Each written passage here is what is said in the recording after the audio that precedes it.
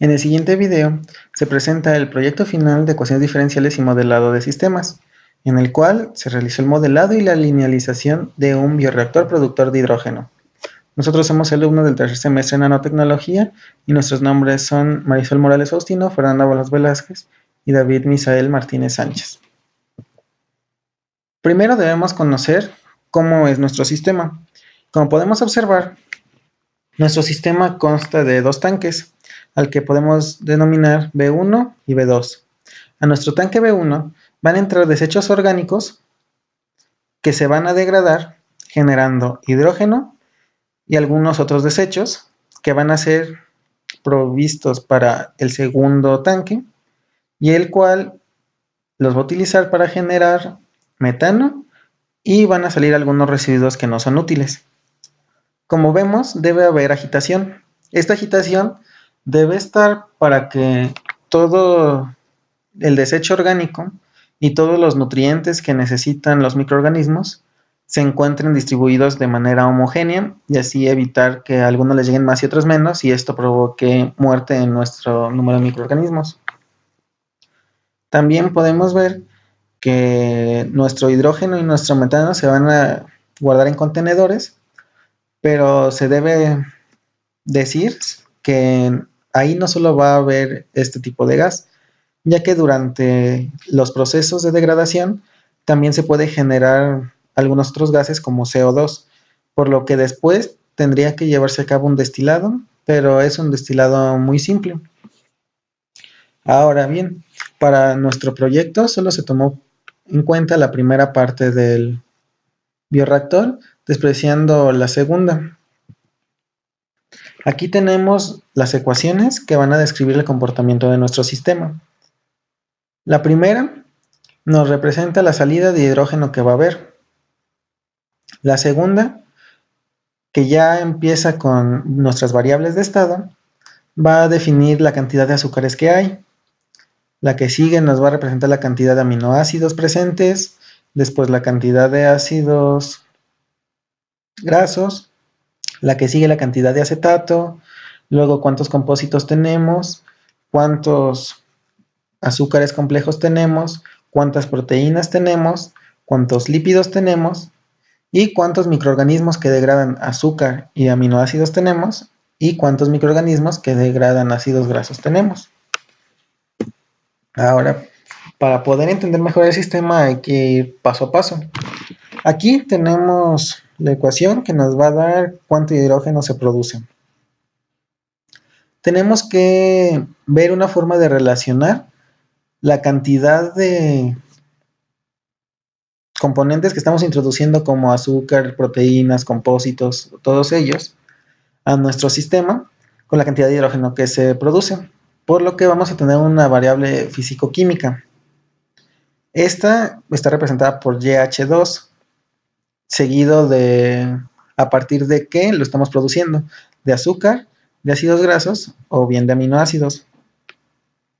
Después tenemos a una mu. Estas mu's nos representan en cierto modo la tasa de crecimiento de nuestros microorganismos y nuestras variables que serían XFA y XSUAA nos representan la cantidad de microorganismos que tenemos. Al multiplicar estos dos nos da como la cantidad total de microorganismos que están aumentando y esto al multiplicarlo por nuestra variable físico-química nos va a dar la cantidad de hidrógeno que se ha producido. Ahora bien, podemos observar que nuestras mu's dependen de otras variables de estado y es esto lo que hace complejo al sistema, ya que todas las variables de estado se relacionan en cierto punto. Empecemos con la cantidad de azúcar. La cantidad de azúcar que vamos a producir, o que más bien va a ir cambiando a través del tiempo, se va a obtener por el flujo D. El flujo D está, bueno, realmente es la constante de disociación, está dado por el flujo que está introduciéndose al tanque entre el volumen del tanque. Entonces, nuestra constante de disociación D se va a multiplicar por una entrada que vamos a tener de azúcar. Esta entrada va a ser proporcional al flujo. Ahora se multiplica y nos va a dar una entrada directa en azúcar.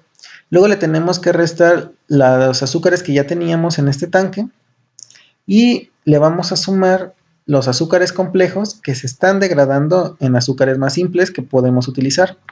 Luego le vamos a sumar la cantidad de lípidos que pueden entrar a la vía de los azúcares.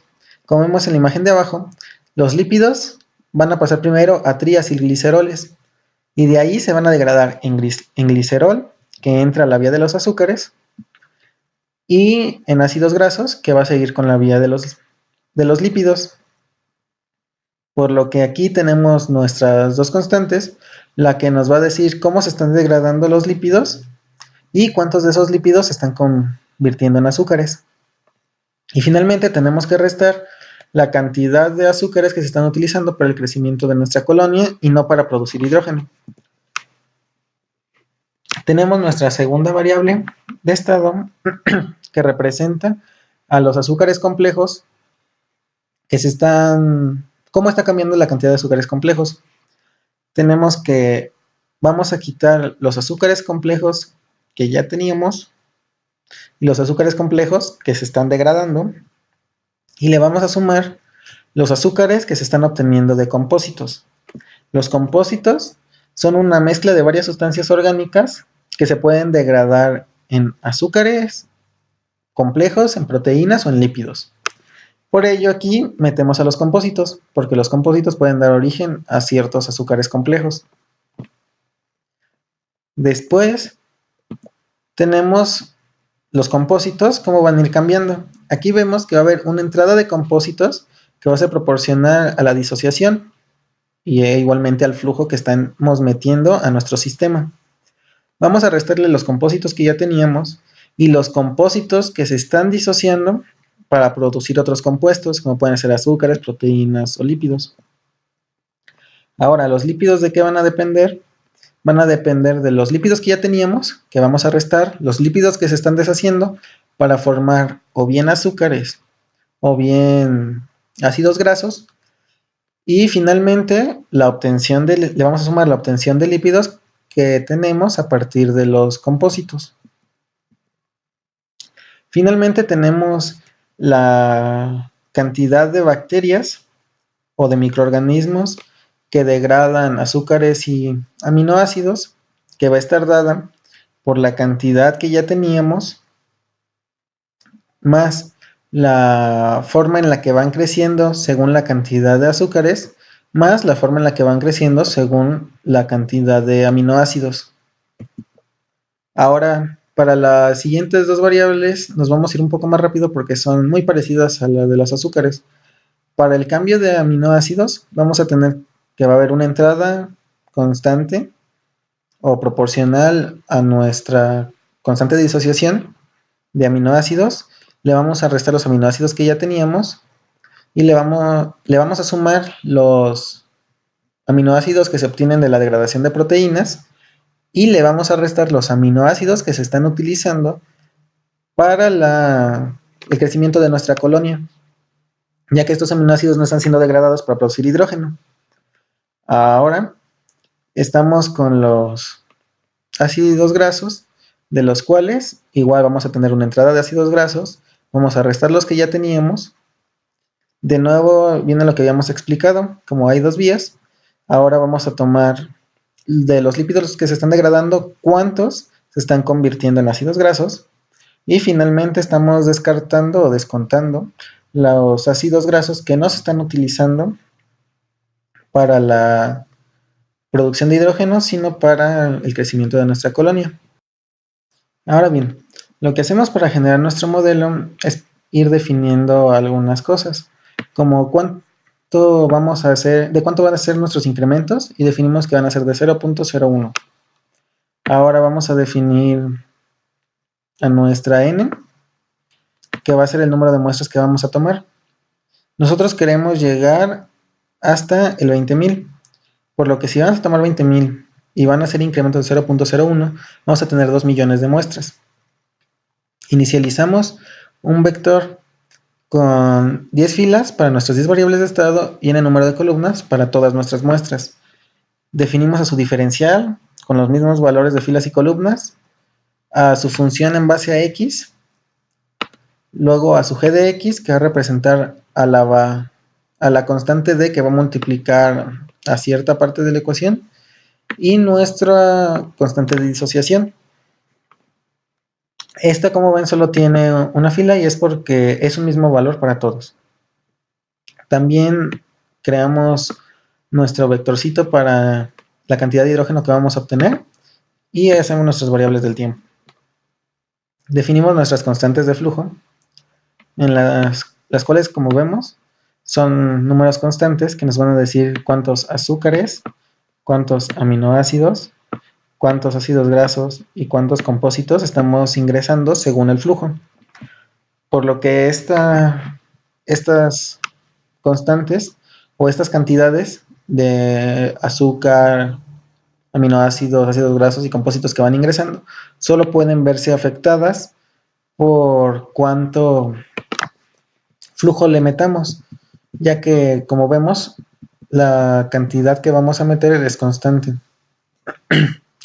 Ahora vamos a tener algunas constantes estequiométricas y bioquímicas que nos van a ayudar a definir la cantidad o la forma en la que se están degradando nuestros compuestos.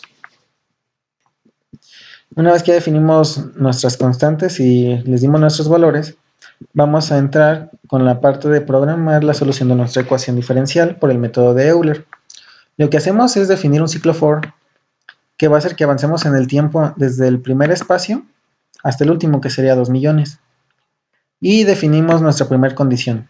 En el primer punto vamos a tener una constante de disociación de 0.005, que está dada en el artículo en el cual nos basamos.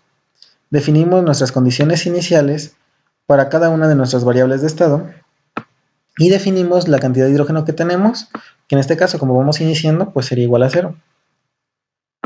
Definimos a nuestra f de x, en la que ponemos de qué depende nuestra primer variable de estado, sin tomar en cuenta aquellas variables de estado que estén multiplicadas por nuestra constante de disociación d. Entonces aquí metemos la primera variable de estado, la segunda, la tercera, hasta la décima. Y después nos vamos con la parte de nuestra ecuación que define nuestra variable de estado en base a nuestra constante de disociación. Y aquí tenemos, de nuevo lo hacemos del 1 hasta el 10. Después definimos nuestras derivadas, que van a ser iguales a nuestra función que acabamos de evaluar, más nuestra g multiplicada por nuestra constante de disociación, y esto nos va a dar la derivada del siguiente tiempo. Esto es porque nos va a dar el incremento que va a sufrir en el siguiente instante, porque aquí estamos calculando la cantidad que hay en este momento en las variables, pero con esta podemos definir el incremento que se está llevando a cabo para el siguiente instante. Luego vamos con nuestro siguiente parte del código que se realizaría, que sería esta, con tiempo menor a 500,000. Nuestra constante de disociación se mantiene igual.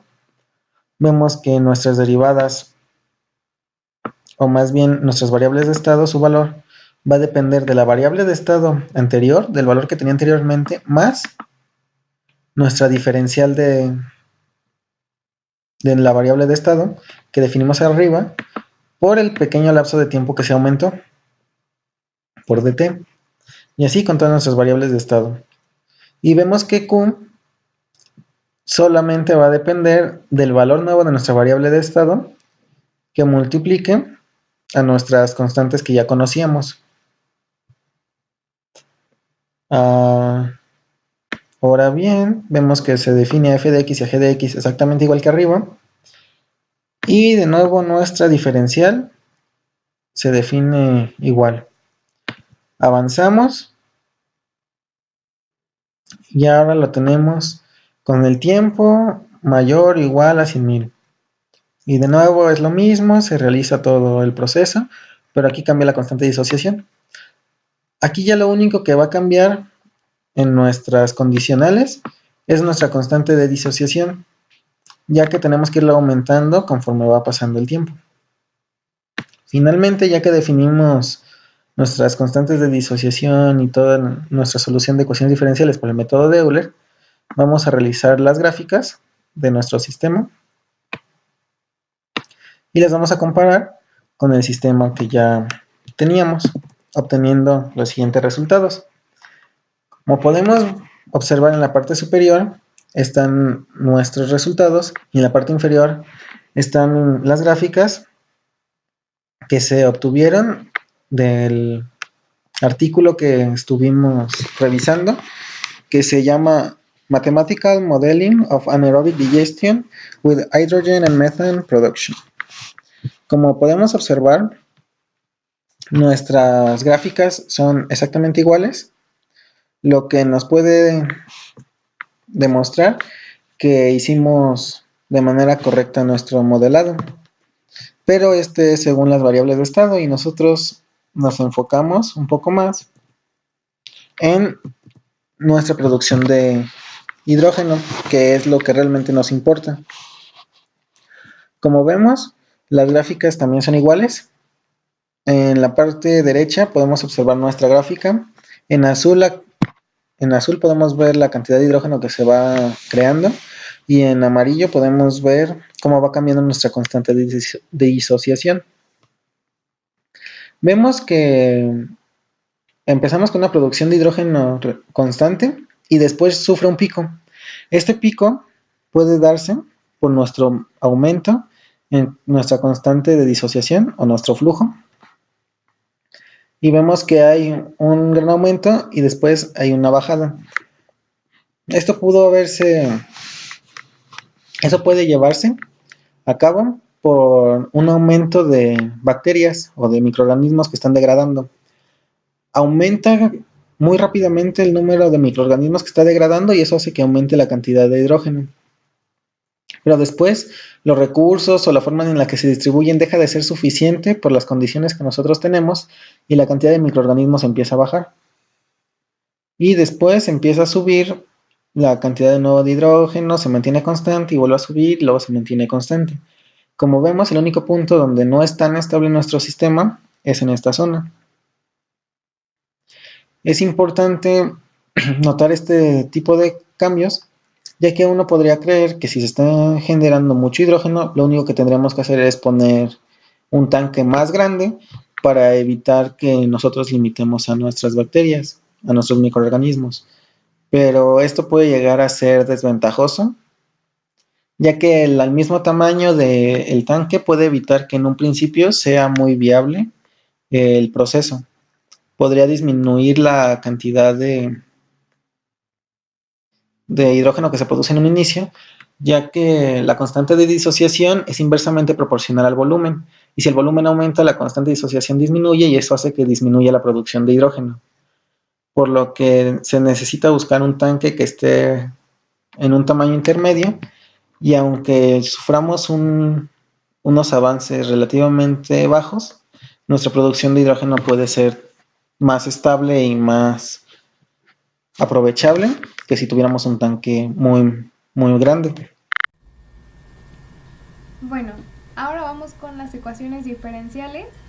Es importante mencionar que en este paso se hicieron cambios de variables para simplificar.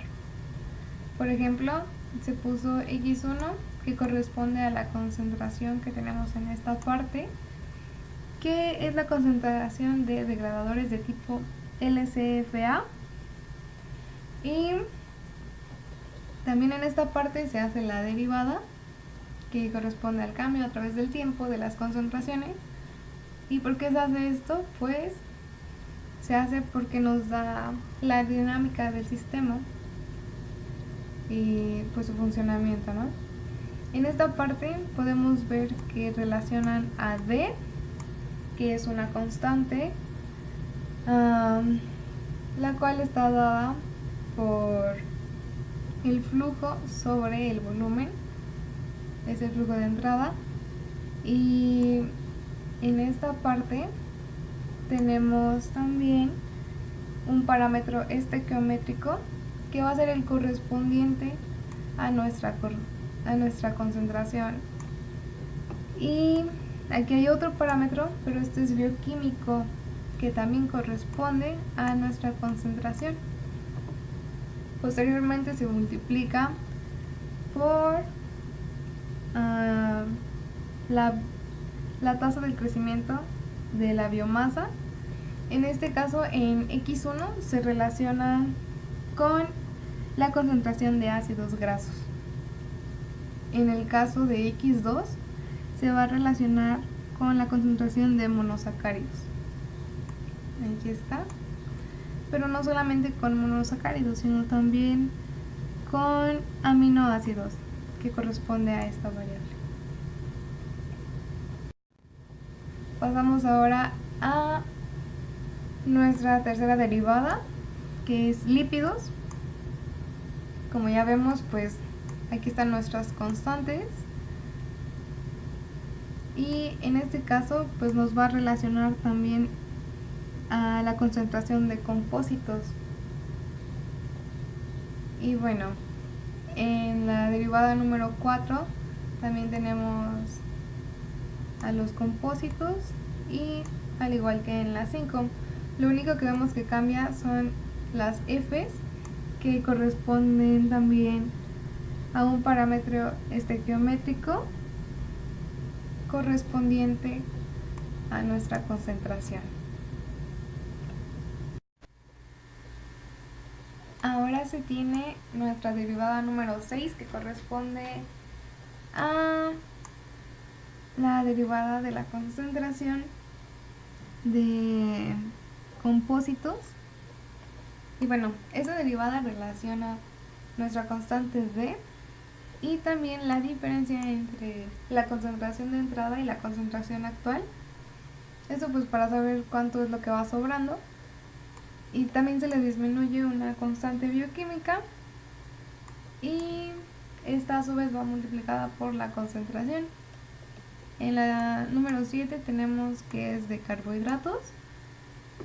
Y bueno, es nuestra constante D, que multiplica menos la concentración más más esta operación, que es 1 menos un parámetro estequiométrico que relaciona los azúcares y los aminoácidos, y a su vez se multiplica por otro parámetro que relaciona los acetatos y también el azúcar. Y bueno, después de esto también se relacionan estas pequeñas operaciones. Estas que estoy señalando corresponden a una variable que se llama mu. Bueno, esta mu no es más que la tasa de crecimiento de la biomasa en relación pues a estas concentraciones. En este caso pues se tiene a X10, que corresponde a la concentración de monosacáridos, y a X9, que es la concentración de aminoácidos. Y como podemos ver, pues no solamente se utilizan estas concentraciones, sino que se ve involucrada la segunda concentración, que es la de azúcar y aminoácidos.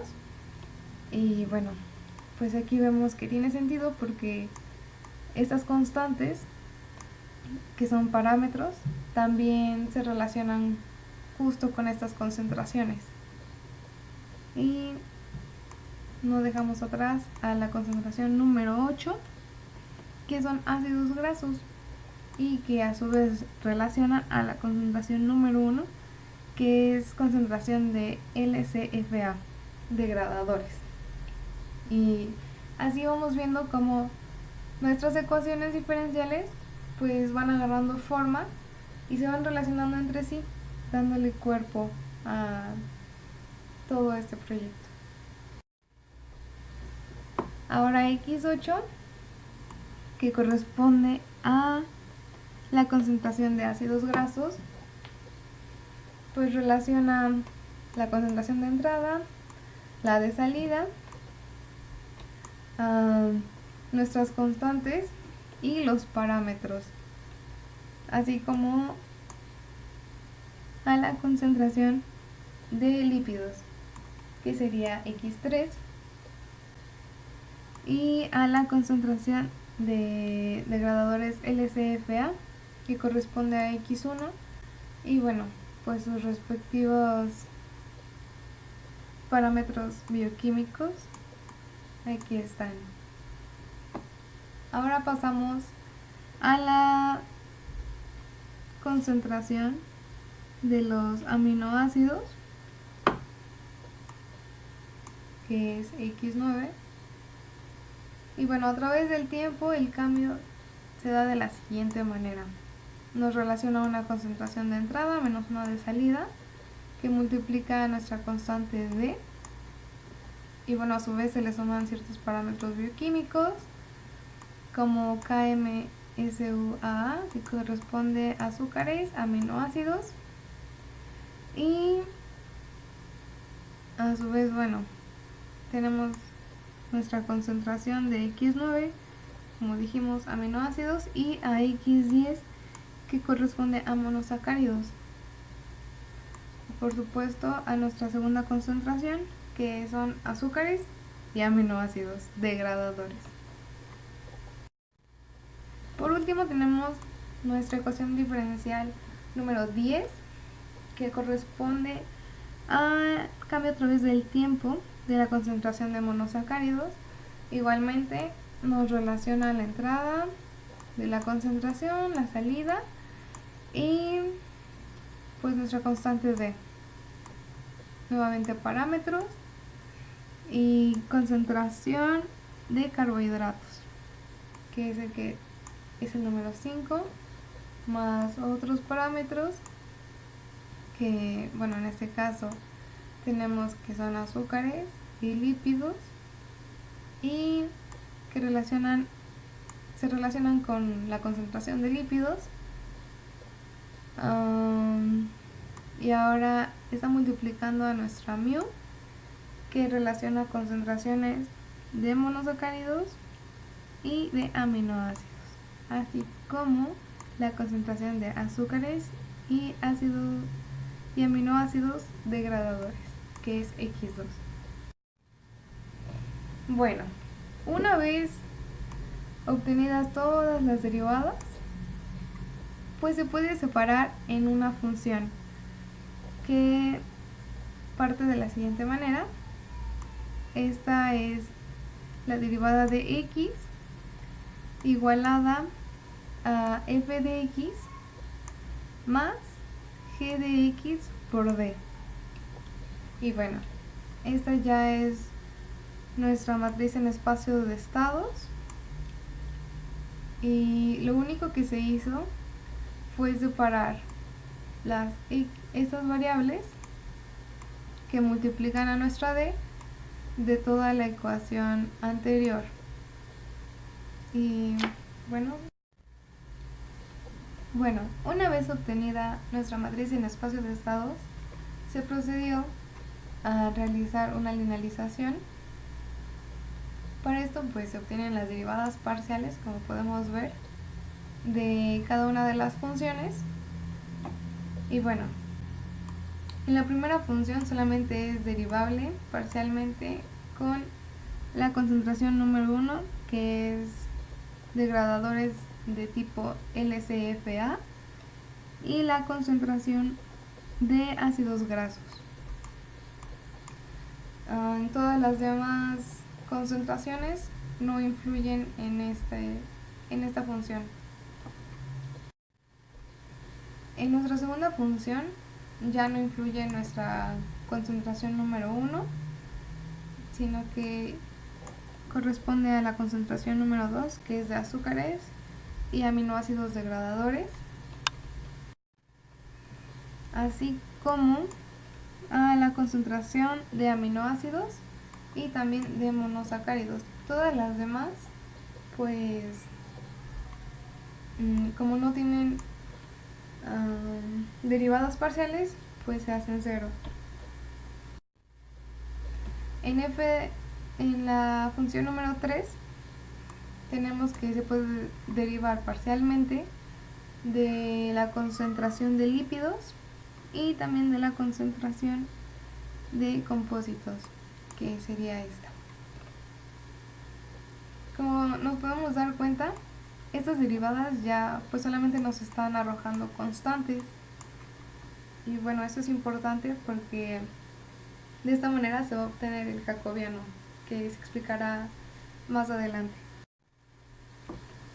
Ahora, en la función número 4 se obtiene que es derivable con la concentración de proteínas, también con la concentración de compósitos y ya.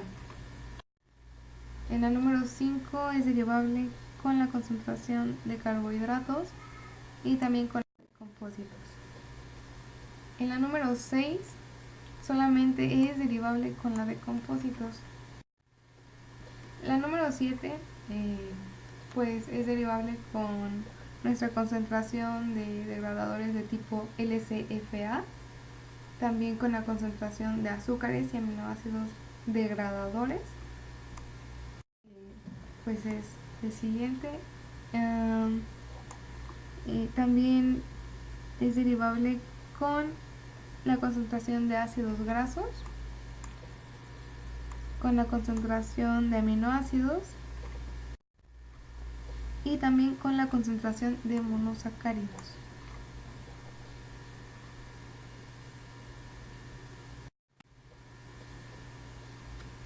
En nuestra siguiente función, que es la número 8, es derivable con la concentración de degradadores de tipo LCFA, con la de lípidos y también con la concentración de ácidos grasos. Nuestra función número 9 se puede derivar con la concentración de azúcares y aminoácidos degradadores y también con proteínas, así como con la concentración de aminoácidos y monosacáridos. Por último, nuestra 10ª función se puede derivar parcialmente con nuestra concentración de azúcares y aminoácidos degradadores, con la de aminoácidos y con la de monosacáridos.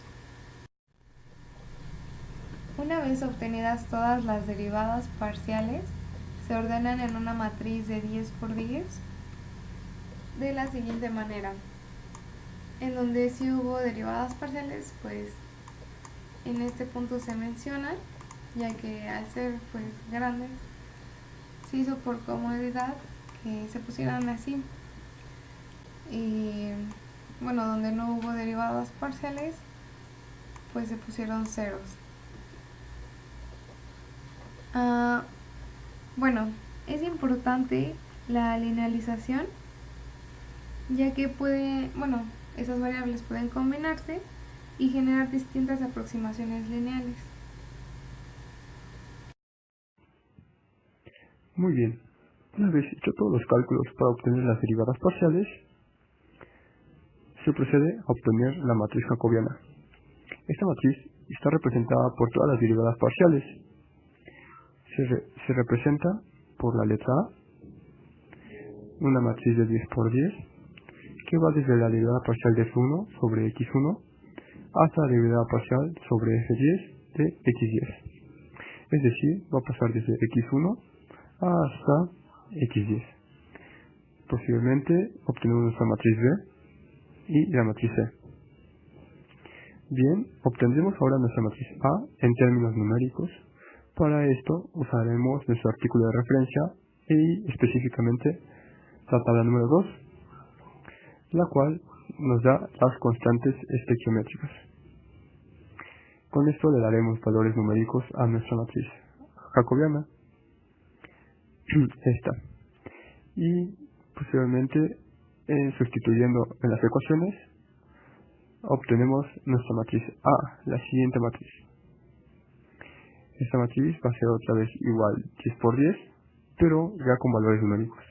Del mismo modo, nuestra matriz B. Posteriormente pasaremos a analizar la matriz A de su modo de estabilidad. Usando el software de MATLAB, encontramos sus 6 valores contenidos en la matriz E. Podemos observar que son valores negativos, irreales y sin imaginarios. Del lado derecho, la gráfica representa la posición o su localización de nuestros valores. Observamos que todos se encuentran del lado negativo de los números reales. Con esto podemos llegar a la conclusión de que nuestro sistema es estable.